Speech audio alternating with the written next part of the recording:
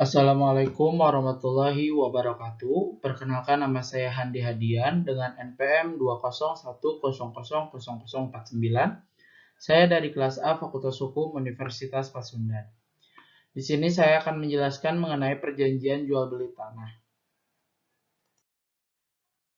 Saya akan menjelaskan yang pertama ada perjanjian, kedua studi kasus, ketiga hasil analisis, dan keempat kesimpulan. Yang pertama ada perjanjian. Perjanjian adalah suatu peristiwa di mana seorang berjanji kepada seorang lain atau di mana dua orang itu saling berjanji untuk melaksanakan sesuatu hal. Pengertian perjanjian menurut pasal 1313 KUH Perdata adalah suatu perjanjian yaitu suatu perbuatan yang di mana satu orang lain atau lebih mengikat dirinya kepada satu orang atau lebih lainnya. Menurut Hartono Hadiswipto, perjanjian adalah sumber perikatan yang terpenting sebab memang yang paling banyak perikatan itu terbit dari adanya perjanjian-perjanjian. Syarat sahnya perjanjian. Syarat sahnya perjanjian diatur di dalam pasal 1320 KUH Perdata, antara lain yang pertama, adanya kesepakatan. Kesepakatan ini merupakan dasar lahirnya suatu perjanjian. Suatu perjanjian dianggap lahir atau terjadi pada saat dicapainya kata sepakat antara para pihak yang mengadakan perjanjian. Yang kedua, kecakapan setiap orang yang sudah dewasa adalah cakap untuk membuat perikatan-perikatan. Seseorang dikatakan dewasa apabila telah mencapai umur 21 tahun atau sudah kawin. Yang ketiga, suatu hal tertentu. Syarat ketiga untuk sahnya perjanjian yaitu bahwa perjanjian harus mengenai suatu hal tertentu yang merupakan pokok perjanjian, yaitu mengenai objek perjanjian yang terdapat pada pasal 1333 KUH Perdata menentukan bahwa suatu pokok perjanjian berupa barang minimal harus tentukan jenisnya. Yang keempat ada sebab yang halal. Syarat sahnya suatu perjanjian yang keempat adalah sebab yang halal. Syarat adanya sebab yang halal maksudnya bukanlah sebab dalam artian yang menyebabkan orang membuat perjanjian, melainkan isi atau tujuan perjanjian tersebut. Unsur-unsur perjanjian. A. Unsur esensialia. Unsur yang mutlak harus ada untuk terjadinya perjanjian, agar perjanjian itu sah dan ini merupakan syarat sahnya perjanjian. Jadi, keempat syarat dalam pasal 1320 KUH Perdata merupakan unsur esensialia. Dengan kata lain, sifat esensialia perjanjian adalah sifat yang menentukan perjanjian itu tercipta atau dengan disebut concursive ordeal. Yang B. Unsur naturalia. Unsur ini yang lazim melekat pada perjanjian yaitu unsur tanpa perjanjian secara khusus dalam perjanjian secara diam-diam dengan sendirinya. Dianggap ada dalam perjanjian, unsur ini merupakan sifat bawaan atau natur atau melekat pada perjanjian. Misalnya, penjual harus menjamin cacat-cacat tersembunyi pada pembelian. Yang C ada unsur aksidentalia. Unsur aksidentalia artinya unsur yang harus dimuat dan atau dinyatakan secara tegas di dalam perjanjian oleh para pihak. Misalnya, jika terjadi perselisihan, para pihak telah menentukan tempat yang dipilih. Unsur-unsur yang harus ada dalam perjanjian adalah satu, pihak-pihak yang melakukan perjanjian. Pihak-pihak yang dimaksud adalah subjek perjanjian. Dua, konsensus antara para pihak. Tiga, objek perjanjian. 4. Tujuan dilakukannya perjanjian yang bersifat kebendaan atau harta kekayaan yang dapat dinilai dengan uang. 5. Bentuk perjanjian yang dapat berupa lisan maupun tulisan. Hal-hal yang mengikat dalam perjanjian terdapat pada pasal 1338, 1339, dan 1347 BW adalah A. Isi perjanjian, B. Undang-undang, C. Kebiasaan, D. Kepatutan. Cara-cara hapusnya perikatan, yaitu pembayaran, terdapat pada pasal 1382 hingga 1403 KUH Perdata. Pelunasan utang, uang, jasa, barang, atau tindakan pemenuhan prestasi oleh debitur kepada kreditur. Ada novasi atau pembaruan utang, terdapat pada pasal 1425 hingga 1435 KUH Perdata. Perjanjian antara kreditur dengan debitur di mana perikatan yang sudah ada dihapuskan dan kemudian suatu perikatan yang baru. Ada convisio atau percampuran utang terdapat pada pasal 1436 hingga 1437 KUH Perdata. Percampuran kedudukan sebagai orang yang berutang dengan kedudukan sebagai kreditur menjadi satu. Selanjutnya ada penawaran pembayaran tunai diikuti dengan penyimpanan konsinyasi. Terdapat pada pasal 1404 hingga 1412 KUH Perdata. Suatu cara punya perikatan di mana debitur hendak membayar utangnya, namun pembayaran ini ditolak oleh kreditur. Maka, kreditur bisa menitipkan pembayaran melalui kepanitraan pengadilan negeri setempat.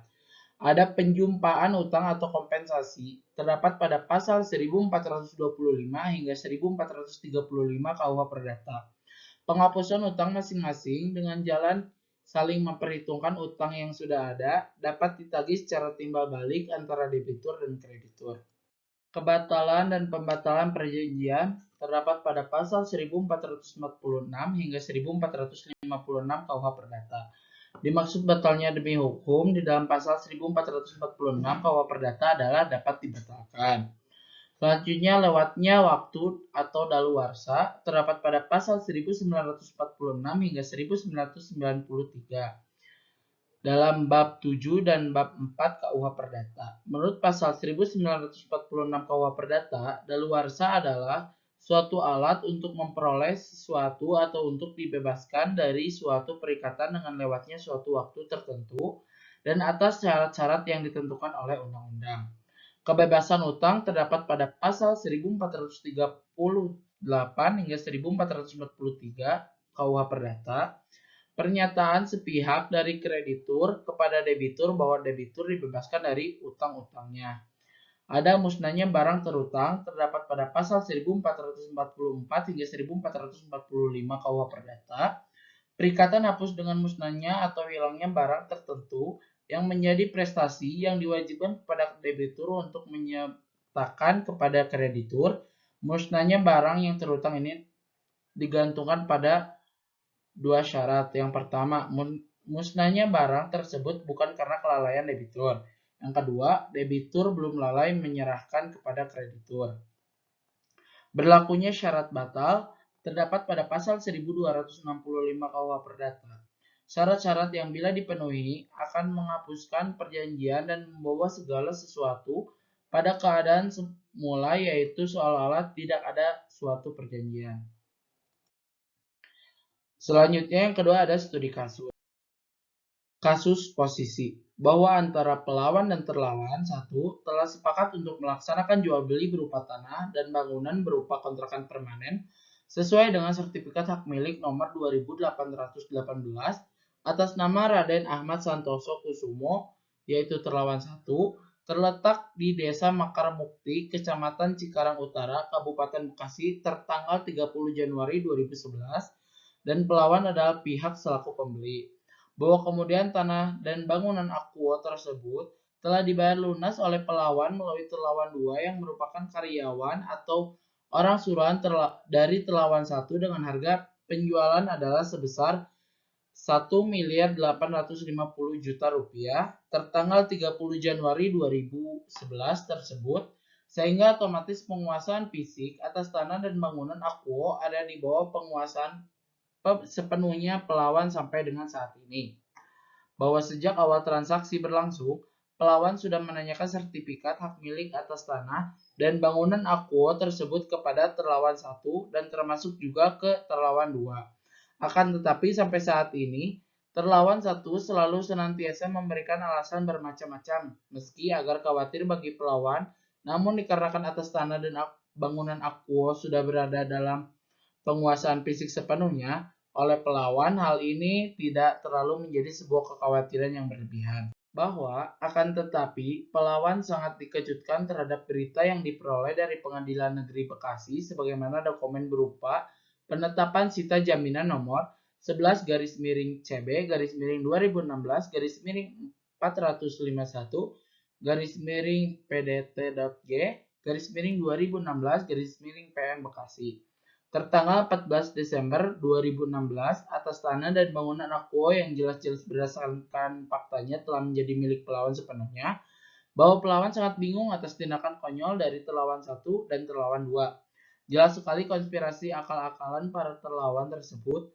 ketika membaca putusan perdata nomor 451 garing PDTG garing 2016 garing PN Bekasi, serta akibat hukuman dari putusan akuo yakni penetapan sita jaminan nomor 11 garis miring CB garis miring 2016 garis miring 451 garis miring PDTG garis miring 2016 garis miring PN Bekasi tertanggal 14 Desember 2016. Terlawan 1 sangat mengetahui betul terhadap penguasaan fisik dan bangunan akuo saat ini adalah di bawah penguasaan pelawan, sehingga apa yang dilakukan oleh terlawan 1 adalah tindakan upaya merebut kembali dari pelawan yang sandiwara cerita melalui upaya hukum di Pengadilan Negeri Bekasi. Selanjutnya, menurut pertimbangan dalam putusan Mahkamah Agung nomor 158 garis miring PDT PLW garis miring 2010 garis miring PN SLMN tanggal 8 Agustus 2011 menjelaskan berdasarkan pasal 378 RV dan 379 RV untuk dikabulkannya perlawan pihak ketiga diperlukan terpenuhnya dua unsur, yaitu yang pertama adanya kepentingan dari pihak ketiga tersebut dan yang kedua secara nyata hak pihak ketiga dirugikan. Bahwa berdasarkan uraian di atas sangat nyata pelawan mempunyai kepentingan tentunya guna mempertahankan hak pelawan selaku pemilik yang sah tanah dan bangunan akuo, dan dengan adanya penetapan sita jaminan akuo jelas sangat merugikan hak pelawan. Bahwa faktanya atas tindakan oleh para terlawan tersebut sangat merugikan pelawan. Belum beralihnya atas nama di dalam SHM tanah dan bangunan akuo bukan karena pelawan belum membayar lunas atau tidak ada itikat baik dari pelawan, namun sebaliknya adalah tindakan tidak terpuji dan tidak memiliki itikat baik dari terlawan 1 selama ini sejak tahun 2011. Oleh karenanya kepemilikan tanah dan bangunan akuo mohon untuk dinyatakan sebagai milik sah pelawan. Bangunan merupakan kontrakan permanen di atas sesuai dengan surat sertifikat hak milik nomor 2818 atas nama Raden Ahmad Santoso Kusuma yang terletak di Desa Makaram Mukti, Kecamatan Cikarang Utara, Kabupaten Bekasi dengan batasan-batasan sebagai berikut. Sebelah utara ada jalan desa, sebelah timur kontrakan milik Anis, kontrakan milik Sanyi atau Eri, dan kontrakan milik Acin. Sebelah selatan tanah kosong milik Haji Salim. Sebelah barat kontrakan milik Yuyun Komalasari, kontrakan milik Haji Latifah, kontrakan milik Haji Nuri, dan kontrakan milik Sati Made. Bahwa oleh karena penetapan sita jaminan diletakkan di atas milik pelawan cukup beralasan bagi Pengadilan Negeri Bekasi untuk menyatakan penetapan sita jaminan nomor 11 garing CB garing 2016 garing 451 garing PDTG garing 2016 garing PN Bekasi tertanggal 21 Desember 2016 batal demi hukum dan mengangkat sita jaminan berdasarkan penetapan Majelis Hakim Perkara Perdata Reguler nomor 11 garing CB garing 2016 garing 451 garing PDTG garing 2016 garing PN Bekasi tertanggal 14 Desember 2016 tersebut bahwa oleh karena gugatan pelawan pihak ketiga atau der den verzet diajukan dengan alat bukti yang otentik, maka pelawan selain mohon dinyatakan sebagai pelawan yang baik dan benar atau algot opposan, pelawan juga mohon agar putusan dalam perkara ini dapat dijatuhkan dengan amat dapat dilaksanakan lebih dulu atau wait for bar, beach for rad. Walaupun para terlawan melakukan upaya banding atau kasasi. Bahwa sudah sepantasnya terlawan 1 dan terlawan 2 dihukum dengan membayar biaya perkara.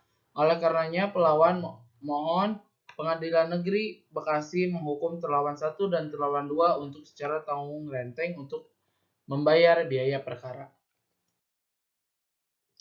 Alat bukti yang pertama ada fotokopi kesepakatan jual beli tertanggal 19 bulan 1 2011 dari penjual R.A. Santoso kepada pembeli Haji Maman.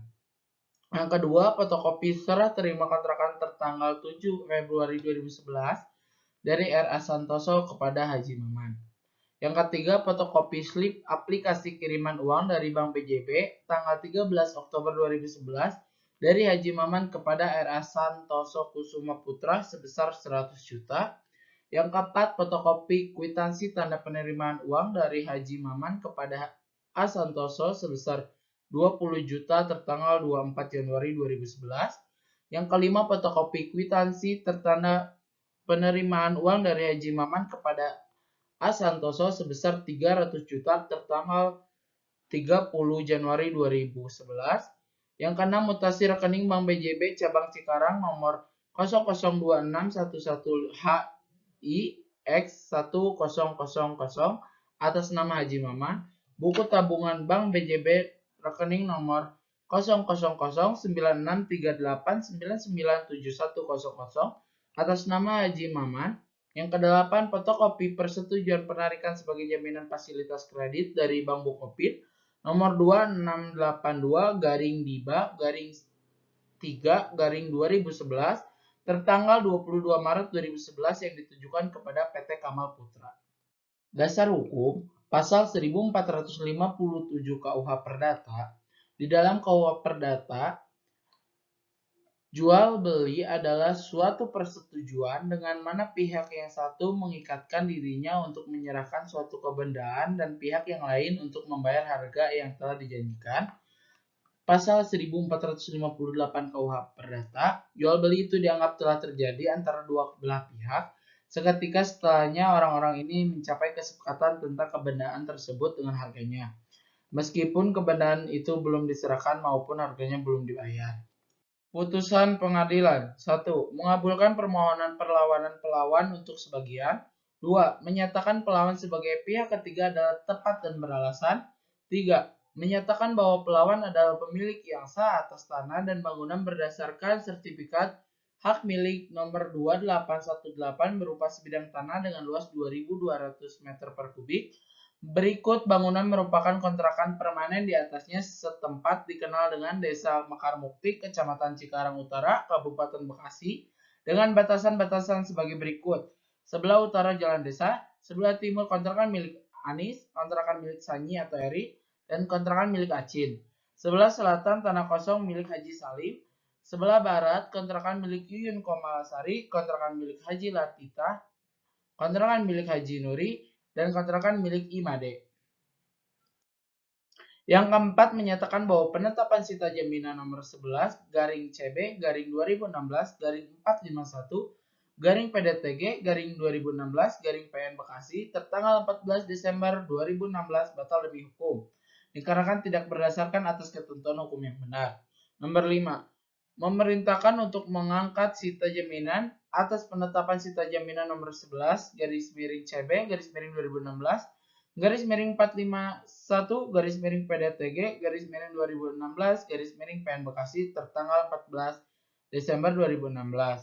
Nomor 6, menolakkan perlawanan pelawan yang selain dan selebihnya. Nomor 7, menghukum terlawan 1 dan terlawan 2 untuk secara tanggung renteng untuk membayar seluruh biaya yang timbul dalam perkara sebesar Rp2.878.000. Yang ketiga yaitu hasil analisis dari studi kasus. Hasil analisis saya jika dikaitkan dengan cara hapusnya perikatan, yang pertama ada pembayaran.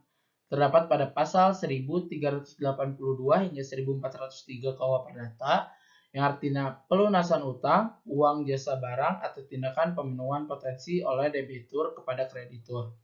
Dalam analisis ini bahwa Among Margono SEMH sebagai pembeli telah memberi tanah dan bangunan Akuo kepada RA Santoso Kusuma Putra sebagai penjual sebesar Rp1.850.000.000 tertanggal 30 Januari 2011 dibayar lunas melalui perantara Haji Maman Saman Udi bin Haji Udi sebagai karyawan dari RA Santoso Kusuma Putra. Kesimpulan dari hasil analisis dari penjelasan dan salah satu contoh kasus yang sudah dijelaskan di atas, menurut analisis saya dapat disimpulkan bahwa perjanjian merupakan salah satu hubungan hukum dalam harta kekayaan antara dua orang atau lebih, di mana pihak yang satu berhak atas sesuatu barang dan pihak lain berkewajiban atas sesuatu barang. Hubungan hukum dalam harta kekayaan ini merupakan suatu akibat hukum dari suatu perjanjian atau peristiwa hukum lain yang menimbulkan perikatan atau perjanjian. Sekian hasil presentasi saya mengenai pengertian perjanjian dan hasil studi kasus dan analisis saya. Semoga bermanfaat. Assalamualaikum warahmatullahi wabarakatuh.